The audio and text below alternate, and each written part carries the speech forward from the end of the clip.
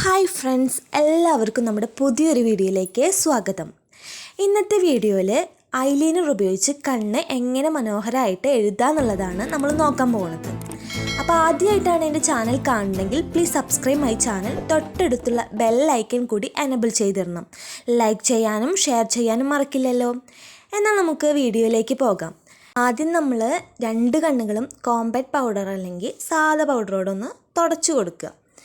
എന്നിട്ട് ഇന്നർ കോർണറിൽ നിന്ന് ഔട്ടർ കോർണറിലേക്ക് ഐലൈനർ കൊണ്ടൊരു ലൈൻ വരയ്ക്കുക.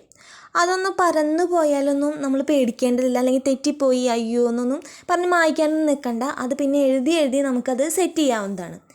എൻ്റെ ഒരു അഭിപ്രായത്തിൽ എനിക്ക് തോന്നിയിട്ടുള്ളൊരു കാര്യം എന്ന് വെച്ചാൽ, കണ്ണിന് എപ്പോഴും ഫിനിഷിങ് ലുക്ക് കിട്ടണമെങ്കിൽ ഒരു കുഞ്ഞു വാല് കണ്ണിന് ഇട്ട് കൊടുക്കേണ്ടതുണ്ട്. അപ്പോൾ നമ്മൾ ആ എഴുതിക്കൊണ്ടിരിക്കുന്ന ഇന്നർ കോർണറിൽ നിന്ന് വരുന്ന ലൈൻ ഉണ്ടല്ലോ, അത് ജസ്റ്റ് ഒരു നീട്ടിയിട്ടൊരു വരയ്ക്കുക.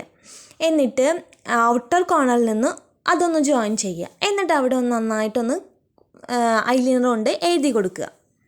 അടുത്ത നമ്മൾ കണ്ണിനടിയിലാണ് എഴുതാൻ പോണത്. അപ്പോൾ കണ്ണിനടിയിൽ എഴുതുമ്പോൾ നിങ്ങൾ ശ്രദ്ധിക്കേണ്ട കാര്യം എന്ന് വെച്ചാൽ, നിങ്ങൾക്ക് ഏത് കോർണറിൽ നിന്നാണോ നിങ്ങൾക്ക് എളുപ്പമായിട്ട് തോന്നുന്നത് ആ കോർണറിൽ നിന്ന് സ്റ്റാർട്ട് ചെയ്യുക.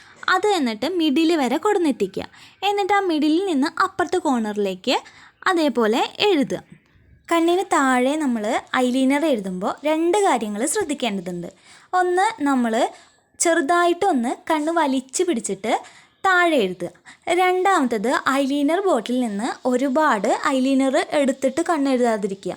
കാരണം അത് നന്നായിട്ട് ആ ബോട്ടിലിൻ്റെ വക്കത്തൊന്ന് ടച്ച് ചെയ്തിട്ട് അതിൽ കുറച്ച് അളവിൽ മാത്രം ഐലൈനർ എടുത്തിട്ട് നമ്മൾ വരയ്ക്കാൻ ശ്രദ്ധിക്കുക.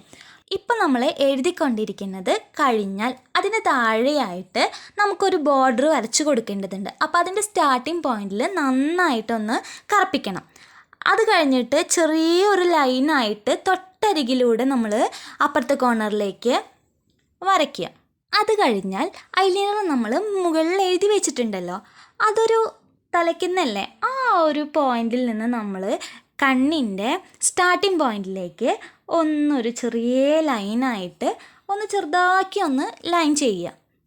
ഇത്രയും ചെയ്ത് കഴിഞ്ഞാൽ നമ്മളുടെ ഐലൈനർ എഴുതൽ കംപ്ലീറ്റ് ആയി.